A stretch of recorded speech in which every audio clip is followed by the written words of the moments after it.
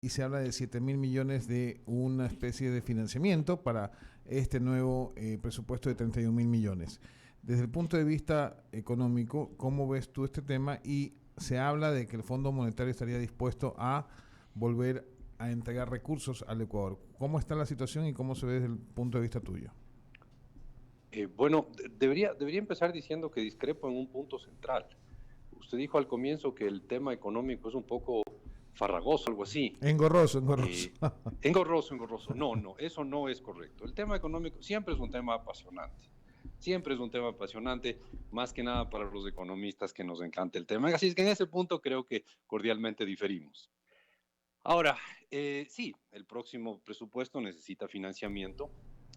¿Por qué necesita financiamiento? Hay dos razones. Uno, va a tener un déficit y dos, hay que pagar deudas viejas. Y para pagar deudas viejas se necesita contraer deudas nuevas. ¿Por qué? Porque no se tiene un superávit y por lo tanto no podemos simplemente pagarlas del bolsillo. Entonces, necesitamos financiamiento para el año 2023. ¿Quién nos puede dar financiamiento? Básicamente hay tres potenciales prestamistas para el Ecuador. El primero es el mercado internacional. El mercado financiero, perdón,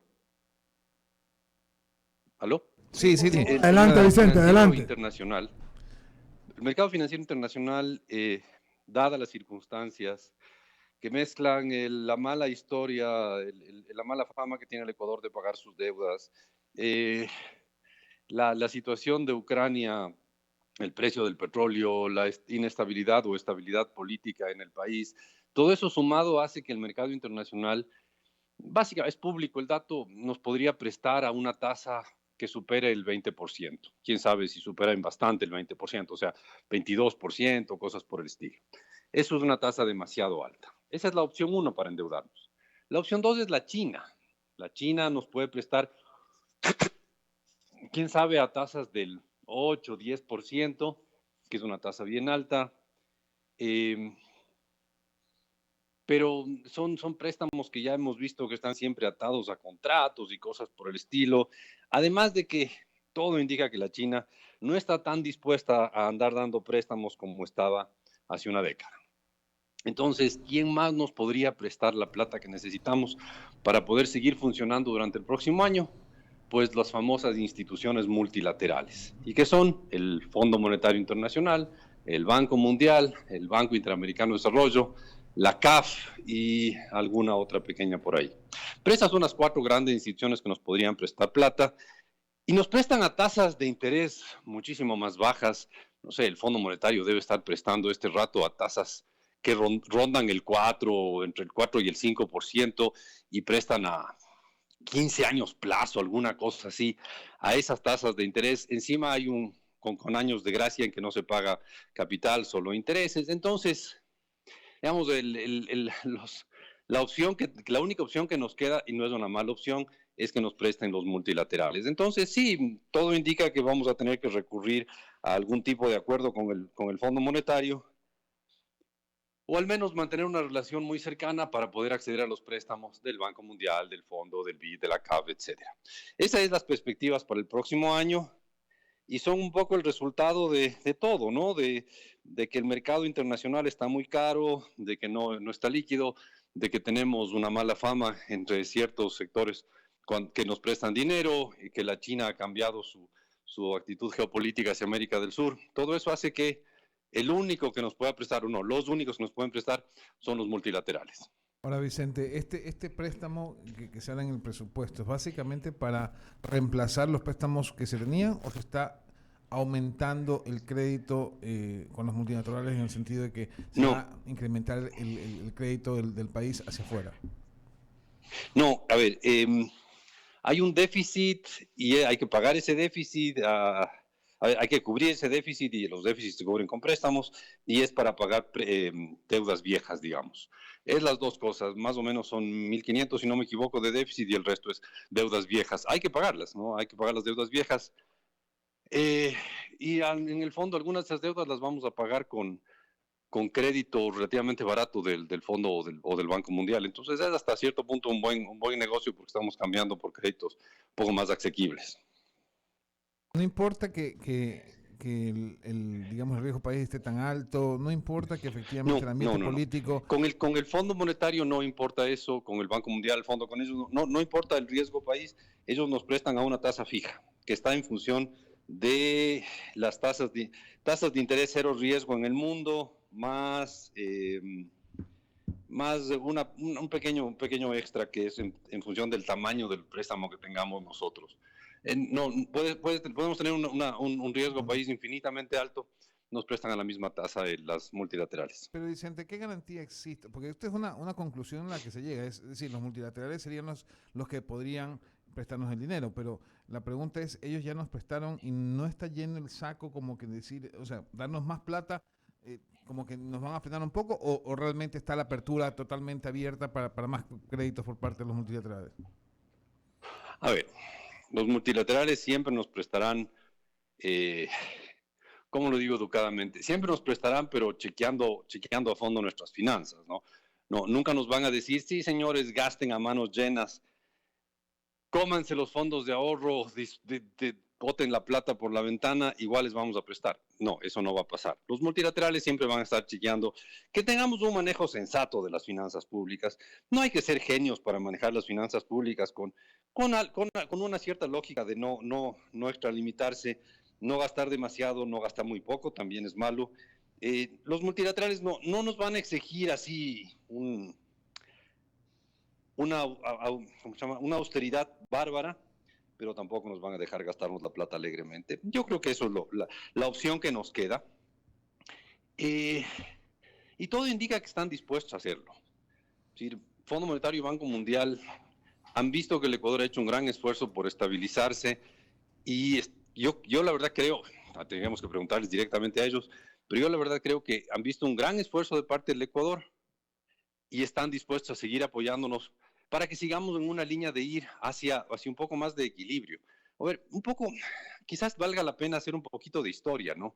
¿Por qué estamos en estas? ¿Por qué estamos en esto de tener que endeudarnos para pagar deudas viejas? Bueno, si tenemos que endeudarnos para pagar deudas viejas, es porque tenemos deudas viejas. Y la pregunta es, ¿por qué tenemos deudas viejas? Y lo absurdo es que son deudas que se contrataron, en buena parte, en las épocas de gran riqueza petrolera. Contratamos muchísimas deudas entre el 2009 y el 2017, que fueron épocas de buen precio del petróleo. Se contrató mucha deuda pública, porque el gasto público era tan enorme que superaba los altos ingresos petroleros de la época. Y por eso nos endeudamos y por eso tuvimos que renegociar toda la deuda en bonos en el año 2020. Y por eso es que estamos en estas de buscar plata y, entre otras cosas, porque tenemos tanta deuda, es que el famoso riesgo país está tan alto. Si no tuviéramos deuda, el riesgo país sería muchísimo más bajo. Tenemos que sea así y pues obviamente los multilaterales sigan creyendo en el Ecuador. Le doy paso a Enrique San Martín, que tiene unas preguntas para ti, Vicente. Adelante, Enrique. Gracias, Jaime. Economista, mire, si se hiciera una encuesta de popularidad sobre organismos internacionales, el Fondo Monetario Internacional no saldría ganador. Es que los programas de auxilio económico han dejado a través de las décadas por un mal sabor en la región. Mi pregunta es, economista, ¿de quiénes? Porque usted habló hace un momento de una deuda, y es verdad. Desde que yo estaba en la escuela, en el colegio, siempre se ha hablado de que cuando nacemos, algunos dicen que los niños nacen con un pan bajo el brazo. Pero nosotros nacemos con una deuda y esa deuda se va incrementando a través del tiempo. Ahora, mi pregunta es, si el FMI ha sido salvador en algunos casos con programas económicos y con ajustes que en verdad resultan incómodos, y ellos nos entregan un programa que cumplir o metas que alcanzar, ¿quiénes fallan? ¿Ellos porque son exigentes o son nuestros gobiernos que no son educados financieramente o económicamente para cumplir esos plazos? A ver, voy a un poco basarme en su pregunta para hacer un comentario. Si hiciéramos una encuesta de cuáles son los profesionales más populares en este mundo, le garantizo que los dentistas tendrían una pésima calificación. Y eso no significa... Y eso no significa que los dentistas sean malos, ¿ah? Los dentistas son buenísimos, pero uno va al dentista en muchos casos cuando el dolor de muela es insoportable. Entonces, los economistas saldríamos con una nota más o menos, los periodistas con una nota más o menos, pero los dentistas tendrían la peor calificación de todos, a pesar de que son tremendamente necesarios. Entonces, pobres dentistas, ¿son malosos, son malvados o simplemente es que recurrimos a ellos cuando el dolor de muela es insoportable? Y un poco eso es lo que pasa con las instituciones multilaterales. Cuando las cosas están bien, cuando la plata sobra, nadie se acerca a los multilaterales. Nos acercamos a los multilaterales cuando las muelas nos duelen o cuando estamos con la economía mal. Ahora, yo no sería tan negativo como usted en el historial de éxito de las relaciones con los multilaterales. Porque, en realidad, si usted ve, el Ecuador estaba en el año 2020 al borde del colapso. Acuérdese cómo, bueno, entramos en la cuarentena en marzo, en abril el país estaba totalmente cerrado porque la gente se moría en las calles. No se olvide que el 4 de abril del 2020, en Guayaquil, donde normalmente hay 50 defunciones al día, solo en ese día me parece que hubo 500 defunciones, solo en Guayaquil. Hubo 10 veces más defunciones de lo normal. Entonces, era una época horrible. Acuérdese que en abril 2020 se rompieron los 2 oleoductos y después el precio del petróleo llegó a estar en niveles negativos, con un país que no producía nada porque estábamos cerrados, estábamos encerrados y no podíamos consumir nada y las cosas estaban al borde del colapso, cuando desde, bueno, en realidad junio, julio, agosto, septiembre se negoció un acuerdo con el Fondo Monetario y en octubre nos llegó los recursos del Fondo Monetario. En octubre de 2020 llegaron $2,000 millones del Fondo Monetario y eso fue lo que impidió que la economía ecuatoriana realmente colapse. Y hubo algo de recursos antes, por cierto, el Fondo Monetario, una ayuda urgente, pero eso impidió que el Ecuador colapse. Y ese programa, ese enorme programa, estamos a punto de cerrarlo. Ese enorme programa fue de $6,500 millones. En su momento era el programa más grande de los que tenía hace rato vigente el Fondo Monetario. Ahora ya tiene un montón de programas más grandes, pero eso nos salvó. Así que para mí eso es una historia de éxito de que el Fondo Monetario nos ayudó al Ecuador a que no colapsemos, porque estábamos a un tris de colapsar. Y me acuerdo, la plata llegó un viernes 2 de octubre 2020 y otros $2,000 millones llegaron por ahí por el 26 de diciembre del mismo año 2020, y eso es lo que permitió que en el 2020, al cerrar el 2020, la economía levante un poco la cabeza, ¿no? Y podamos reactivar un poquito el país y podamos evitar un colapso total de la economía. Entonces yo no sería tan crítico con los programas del fondo, sí, algunos sí tienen éxito cuando hay la voluntad de un país de salir adelante, como la tuvimos básicamente desde el 2020 hasta ahora, ¿no? Y este ha sido un programa que se está cerrando exitosamente con el Fondo Monetario. Nadie dice que estamos perfectamente bien, nadie dice que estamos sanos, nadie dice que nunca más vamos a tener dolor de muela. No, pero salimos de un hueco en el cual realmente no se veía el fondo, uno sentía que iba a caer y caer y caer hasta el final, sin fin.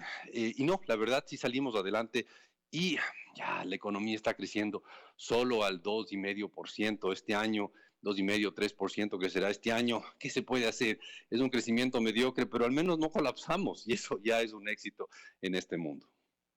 Efectivamente, una inquietud adicional. Y para conocimiento de la ciudadanía, ¿cómo trabajan en estos momentos, cómo trabajan los préstamos? Ellos hacen, me refiero a la FMI, hacen una radiografía económica del país y al igual que un doctor, porque usted hace un momento hizo alusión a los dentistas, y en este caso ellos hacen una radiografía, hacen el diagnóstico y ese diagnóstico hay que cumplirlo o el país también está en libertad de pronto a condicionarlo de acuerdo a la realidad económica. No, en realidad somos nosotros los que vamos allá. Así como el paciente va al dentista, somos nosotros los que vamos allá y decimos, señores, tengo un problema económico, mi economía tiene una falta de recursos, mi economía tiene estas debilidades, yo necesito ayuda. Y vamos al Fondo Monetario y les decimos eso. Y por lo tanto, queremos una ayuda de un préstamo de, no sé, el actual préstamo que está por desembolsarse, el último pedacito, es de 6.500 millones de dólares. Señores, necesitamos un préstamo de 6.500 millones de dólares. Y entonces ahí es cuando ellos empiezan a decir, bueno, a ver, señores, si ustedes quieren 6.500 millones de dólares, déjenme ver sus finanzas. Y ahí puede empezar un proceso de negociación de, oiga, sus finanzas no están muy sólidas, debería ajustar un poco más. Vea, lleva usted, en el caso ecuatoriano, lleva 15 años con déficits acumulando deuda. Achique esos déficits, están gigantescos los déficits. Haga algo por ajustar su economía. Póngale un poco más de actividad a su economía. Mire, hay estas trabas y estas limitaciones que impiden que crezca más, que produzca más. ¿Qué tal si mejoramos eso para darle el préstamo? Y ahí hay una negociación y algún rato el Ecuador dice, perfecto, a ver, yo voy a hacer estos ajustes y usted me va a prestar 6.500 millones de dólares. Y algún rato se llega a un acuerdo y el Fondo Monetario dice, sí, adelante. Y la última vez que pasó eso fue, como les decía, el 1 de octubre del año 2020, fue la última vez que el Fondo Monetario dijo, ok, adelante. Y a raíz de eso vino todo el programa en el que estamos ahorita, que ha durado desde octubre de 2020 hasta diciembre de 2022. Es curioso porque duró en total 10 semestres, a ver, no, 3, 4, 9 semestres, 9 trimestres, 9 trimestres, una duración curiosísima, pero es el tiempo de duración del acuerdo con el Fondo Monetario. Entonces somos nosotros los que proponemos y ellos los que dicen, ok, bajo esas propuestas sí le doy la plata o, ¿sabe qué? No, yo necesito algún día volver a cobrar esa plata. No puedo regalarle ese dinero. Al final ese dinero viene de los contribuyentes de Estados Unidos, de Francia, de Alemania, de Inglaterra, de Arabia Saudita, de Japón, de China. Es plata que han aportado esos países. Yo no puedo regalarle esa plata a usted. Deme una idea un poco más concreta de cómo me va a repagar. Y es como pedir un préstamo al banco, ¿no? El banco le dice, vea, no está muy rentable esto, ¿cómo hacemos? Deme una garantía adicional, haga alguna cosa así. Es más o menos la misma lógica al rato de pedir un préstamo al Fondo Monetario. Querido Vicente, una final para concluir es Eduardo Mendoza Paladines.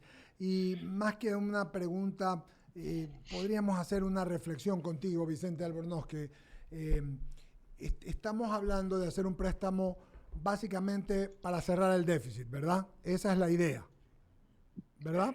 Es para cerrar el déficit y para pagar deudas viejas. Ok. De esta forma lo que conseguimos es ordenar la finanza, ¿verdad? De esta manera lo que conseguimos es evitar un ajuste mucho más fuerte, mucho más violento, que sería más doloroso para el país, porque si el gobierno se queda sin plata, simplemente hay que hacer un ajuste con machete.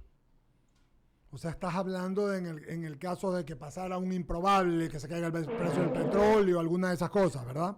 Es una No, simplemente si no hubiera el Fondo Monetario, si no hubieran los multilaterales, claro, si no hubiera quien nos preste, habría que ajustar el gasto muchísimo más. Estamos o claros. dejar de pagar nuestras deudas. Ok.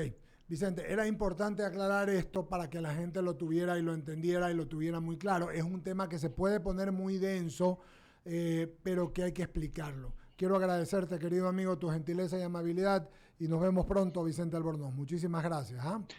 Un gusto, nos vemos el viernes en Clarito Está. Sí, señor, en Clarito Está, acá nos vemos. Un abrazo. Muy bien, fue Vicente Albornoz, que como siempre digo yo es muy didáctico. Eso te iba a decir. Tema económico a veces es denso. Ramiro, Jaime, Enrique, Bolívar, Bolo, pero hay que abordarlo porque el asunto es, ¿tú sabes cuántas instituciones del Estado no tienen ni contabilidad?